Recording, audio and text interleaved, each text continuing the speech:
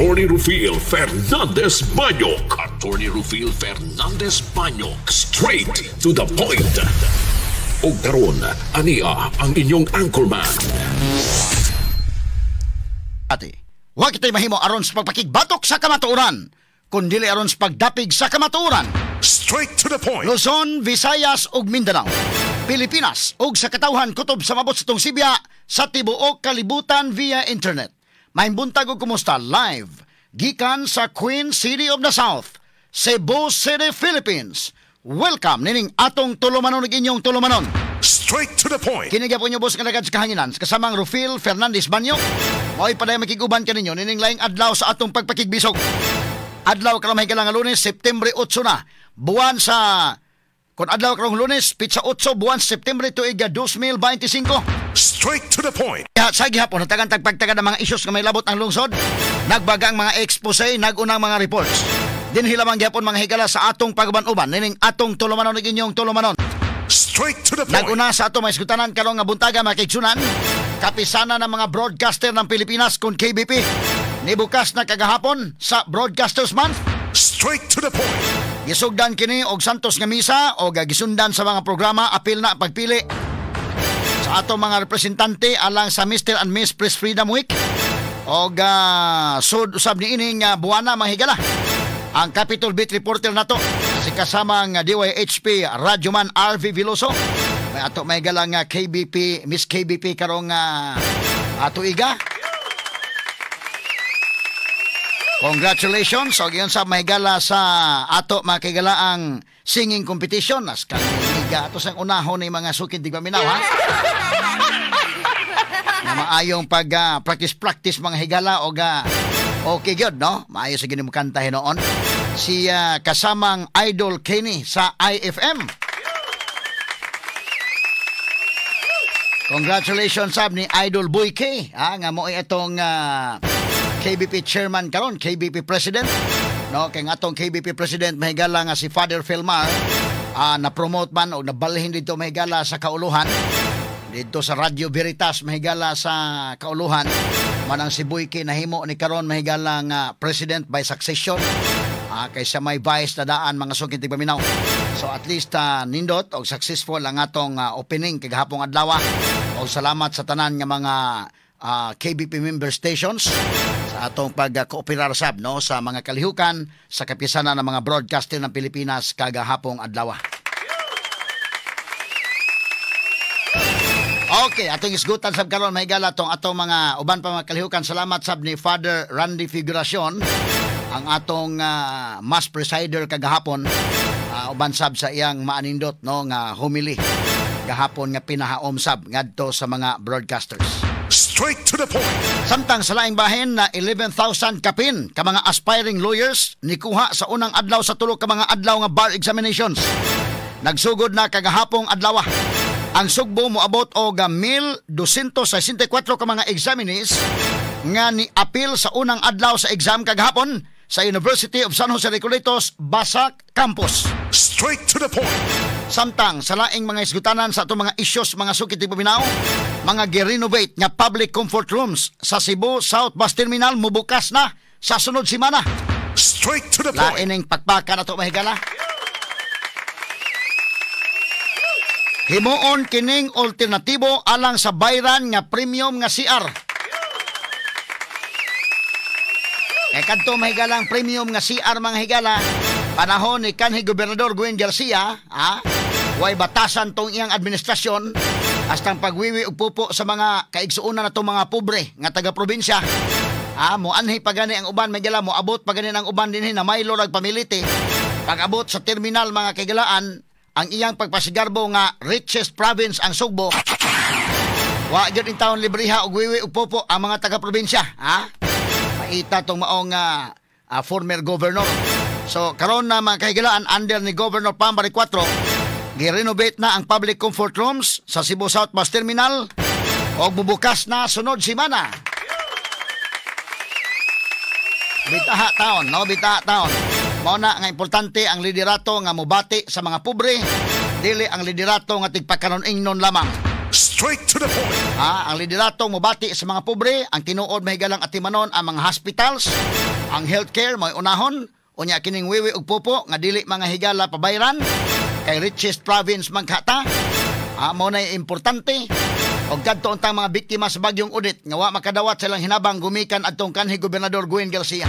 Straight to the point. Tungod kay ang kwarta sa NHA gusto niyang ipa-download sa Kapitolyo. Nga mosupa ka na, mosukwahi ka na sa mga lagda sa NHA, mga sukid ti paminaw. Straight to the point. National Housing Authority. Tagatanig pagtagad lumuntaga sa atong uban usab nining atong tulumanon ug inyong tulumanon. Straight to the point. Unya ato sa isgutan mga kaigalaan ang proyekto kini ni ang si Cebu City Mayor Nestor Archival mususi na sa mga flood control projects nga gipatuman sa Department of Public Works and Highways o DPWH dinhi sa syudad sa Sugbo. Straight to the point. Ato sa nihatagag pagtagad mga kaigalaan og ingon man ang kini ni ang diri ang mga higala sa pagsud sa pamilyang Diskaya sa Sugbo. Nagtuo man ko mga kaigalaan og wa gyud kasud ang pamilyang Diskaya sa Sugbo ba. Sikat kayo sila sa Luzon area. Unya abi na kung nakasud sila nationwide sa uban mga lugar lang day. Kay ayo mong sud Sugbo kay daghang kontraktor ang Sugbo. Nya di apod mahigala diri top 4 baya ang QM. Pero nakasud gyud ay. Diri sa Liloan mahigala tulo ka mga projects Alpha and Omega og ang Saint Timothy. Purbida mga sukit tig paminaw. Wa man ang anga ang kadto man yung top notchers.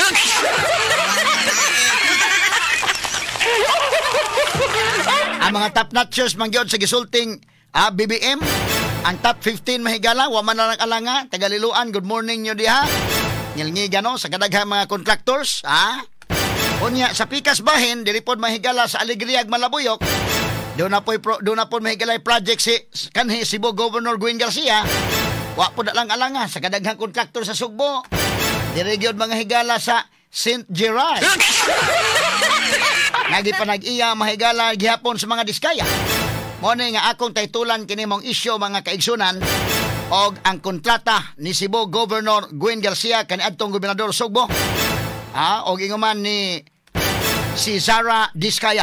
Straight to the So point. Gwen Garcia, si Sara Diskaya contract. Gwen Diskaya contract. Ato'y padayon ni mahigala ang isyu labot ni Gwen Diskaya. Karong buntaga mga sukintig paminaw. Gumikan kay sa kadaghang kontraktor Sugbo. Ang kanil kagyong kan Diskaya mo ang gikuha o ang resulta ang tudlon ang patubig sa Malabuyok day o sa Alegria wa pa mahuman. Kunya ang mga tao manggod tungod sa grabe karon gi suspenso na. Gi kanselar na ang tanan nga mga permits. Nining siyam niya ka mga companies. Inana gunadaan ha. Kanalandaan may galang siyam ka mga companies siya ray tag-iya. Inigbidding may galang sila mag-unay-unay kunuhay.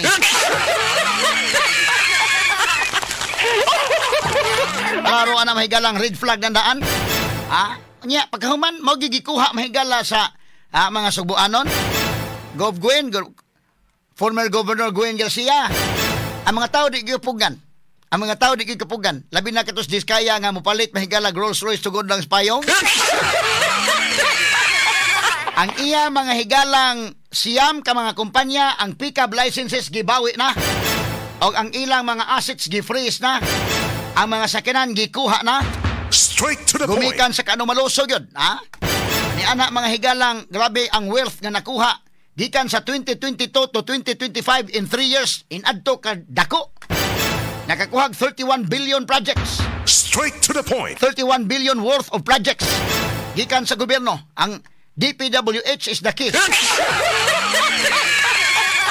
Anya nahibaw ba ta mahigala nga kanas Governor Gwen istrikta, maldita mo man na ila niya.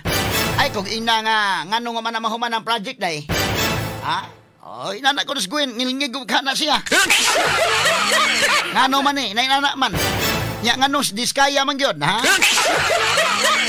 Ang mga taong Sugboanon, ang mga taong mahigalang mga Sugboanon dili nimo ma-underestimate ang ilang panabot. Basi nagtuos Gwen mahigalang siya Bright. Ang mga Sugboanon di na kinahanglan daghang explanation. Pag-ingon pa Diskaya ang gipatrabaho sa Liloan Kutkut River. Diskaya sab ang kang Gwen, Ang iyang umagad ni si Prasco mahigala iyang distrito, Diskaya ang kontraktor. Diripon si Gwen mahigala sa Malabuyok ug Alegria. Diskaya sab ang mga tao di na kinahanglag daghang explanation, moingon na dayon matik na.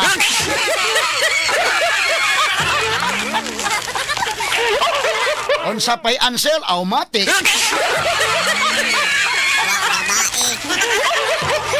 Bisag unsaon pa ang mga tao may kailangan makasabot dayon kioy. Mingon dayon, aw alams na dis.